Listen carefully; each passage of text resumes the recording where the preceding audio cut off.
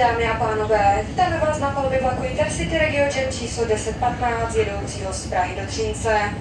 Náš vlak dále zastaví ve stanicích Pardubice hlavní nádraží, Zábřeh na Moravě, Olomouc hlavní nádraží, Hranice na Moravě, Ostrava Svinov, Ostrava hlavní nádraží, Ostrava Stodolní, Havířov, Český Těšín a Třinec, který je s pravidelným příjezdem ve 21 hodin a 32 minut konečnou stanicí našeho dnešního spoje.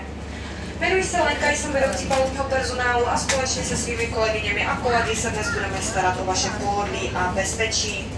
Během úvodního servisu, který probíhá v tuto chvíli, vám mi kolegové nabízejí zdarma palenou vodu, denní tisk, časopisy, překapávanou kávu, mávový čaj nebo jablečný mošt. Později budete mít možnost objednat si občerstvení z naší nabídky. Nabídku našeho občerstvení naleznete v časopise Žlutý nebo v průvodci Žlutým servisem. Obojí se nachází v blízkosti vašich sedaček.